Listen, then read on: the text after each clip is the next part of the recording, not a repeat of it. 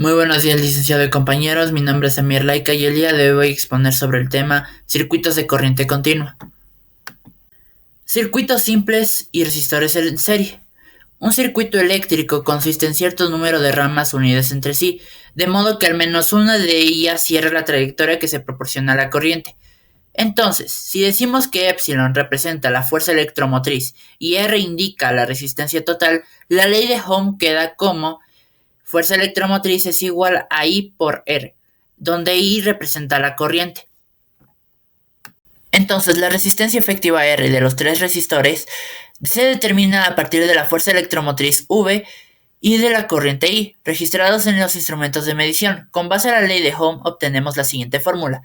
Resistencia efectiva es igual a la fuerza electromotriz dividido para la corriente.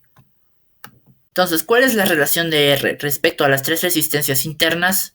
La corriente que circula cada resistor debe ser idéntica, puesto que existe una sola trayectoria. En consecuencia, tenemos que la corriente es igual a la corriente 1, esta siendo igual a la corriente 2 y esta última siendo igual a la corriente 3. Aprovechando este hecho y considerando que la ley de Ohm se aplica por igual a cualquier parte del circuito, escribimos que la fuerza electromotriz es igual a la corriente multiplicado por la resistencia total, en donde la fuerza electromotriz 1 sería igual a la corriente multiplicado por la resistencia total 1, y así sucesivamente con la fuerza electromotriz 2 y la fuerza electromotriz 3. Entonces, el voltaje externo V representa la suma de las energías perdidas por unidad de carga al pasar por cada resistencia. Por consiguiente, obtenemos que el voltaje es igual a voltaje 1 más voltaje 2 más voltaje 3. Por último, si sustituimos a partir de la ecuación anterior y dividimos entre las corrientes, obtenemos lo siguiente. Corriente multiplicado por la resistencia total es igual a corriente multiplicado por la resistencia total 1 más corriente multiplicado por la resistencia total 2 más corriente multiplicado por la resistencia total 3, en donde tendríamos que la resistencia total es igual a resistencia total 1 más la resistencia total 2 más la resistencia total 3, en donde tenemos la ecuación en serie.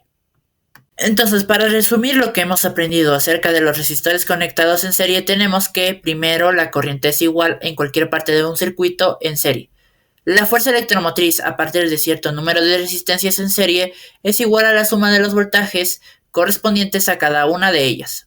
También que la resistencia efectiva de cierto número de resistores en serie es equivalente a la suma de las resistencias individuales. A continuación voy a explicar el siguiente ejemplo.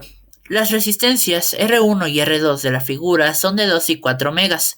Si la fuente de fuerza electromotriz mantiene una diferencia de potencial constante de 12 voltios, ¿qué corriente se suministra al círculo externo? ¿Cuál es la caída de potencial a través de cada resistor? Para ello, aplicamos el siguiente plan. Los resistores están conectados en serie de forma que cada uno porta la misma corriente determinada por el voltaje suministrado, y la suma de ambas resistencias con la aplicación de la ley de Ohm, a cada resistor se obtiene la caída de cada elemento. Entonces, para ello la solución es la siguiente. Para los resistores en series de la resistencia equivalente es la siguiente. Resistencia equivalente es igual a la resistencia 1 más la resistencia 2, siendo que reemplazamos los valores que tenemos y nos da un total de 6 ohmegas. Y la corriente I que pasa por todo el circuito y que por cada resistor es la siguiente. Corriente es igual a la fuerza electromotriz dividido para la resistencia efectiva. Reemplazamos los valores que tenemos y nos da un total de 12 alfas. Entonces las caídas de voltajes en cada resistor son las siguientes. Voltaje 1 es igual a corriente multiplicado por la resistencia efectiva 1. Reemplazamos los valores y nos da un total de 4 voltios. En la segunda, reemplazamos los valores que tenemos y nos da un total de 8 voltios, observando que la suma de las caídas de voltaje 1 más voltaje 2 es igual a 12 voltios, la fuerza electromotriz total es aplicada. Resistores en paralelo. Un circuito en paralelo es aquel en el que dos o más componentes se conectan a dos puntos comunes del circuito. Por ejemplo, en la figura que tenemos aquí, los resistores R2 y R3 están en paralelo, pues ambos tienen en común los puntos A y B, observando que la corriente I es suministrada por una fuente de fuerza electromotriz, se divide entre los resistores R2 y R3. Entonces la corriente total I suministrada a la caja determinada por su resistencia efectiva y el voltaje aplicado quedaría de la siguiente manera. Corriente total es igual al voltaje aplicado dividido para la resistencia efectiva. En una ecuación en paralelo, la caída de voltaje a través de cada resistor es igual y equivalente a la caída de voltaje total. Esto quiere decir que el voltaje será igual al voltaje 1, este siendo igual al voltaje 2 y este siendo igual al voltaje 3. Esta aseveración se comprueba cuando consideramos que la misma energía debe perderse por unidad de carga, independientemente de la trayectoria seguida en el circuito. En este ejemplo, la carga puede fluir por cualquiera de los tres resistores. Por lo tanto, la corriente total suministrada se divide entre ellos. Esto quedando de la siguiente manera. Corriente es igual a corriente 1 más corriente 2 más corriente 3. Y al aplicar la ley de Ohm a la ecuación obtenemos lo siguiente.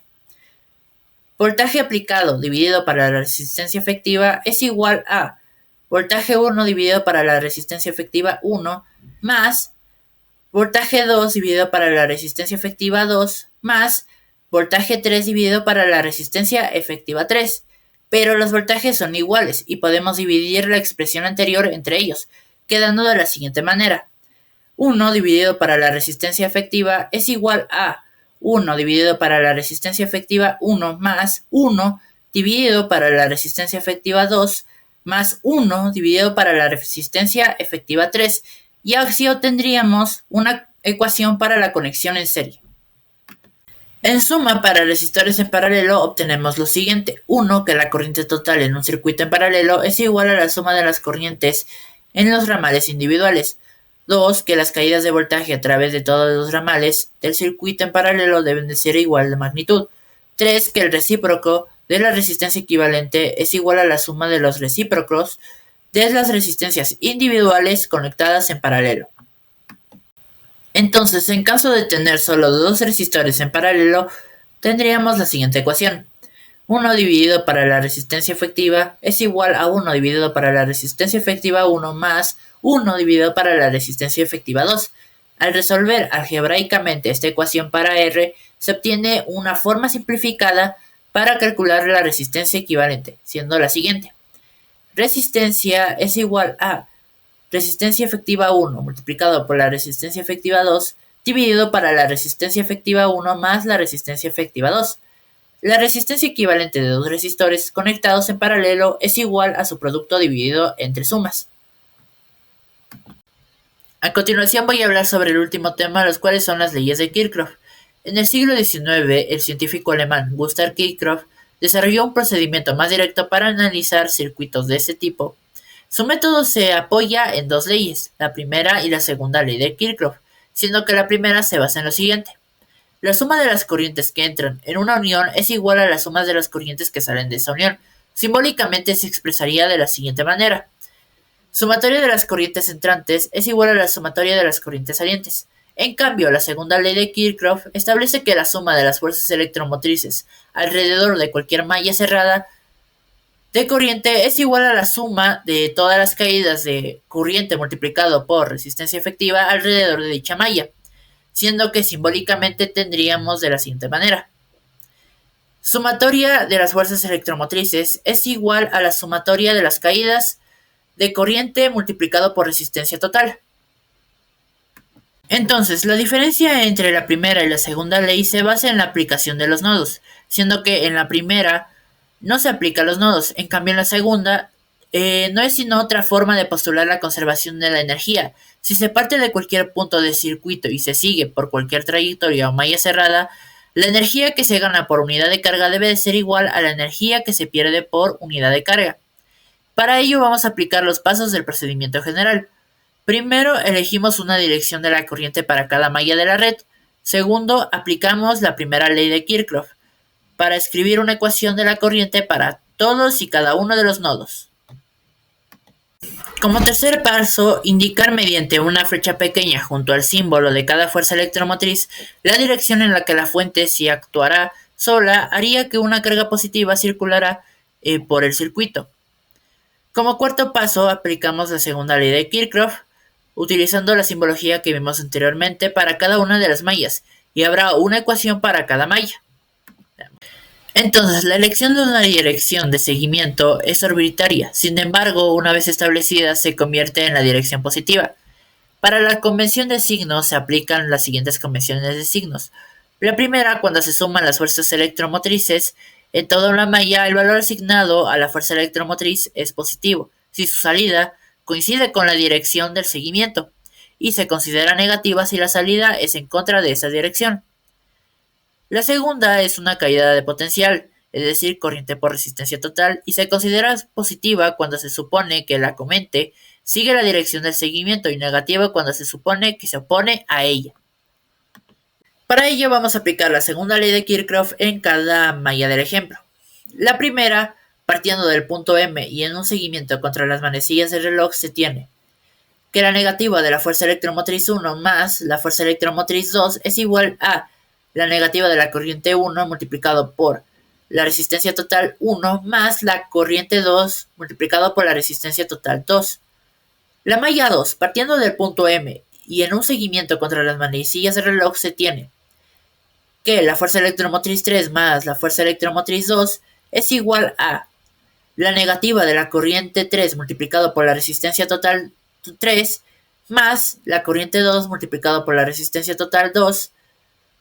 Entonces, para la malla 3, partiendo del punto M y haciendo el seguimiento contra las manecillas del reloj, se tiene que la fuerza electromotriz 3 más la fuerza electromotriz 1 es igual a la corriente 3 multiplicado por la resistencia total 3 más la corriente multiplicado por la resistencia total 3.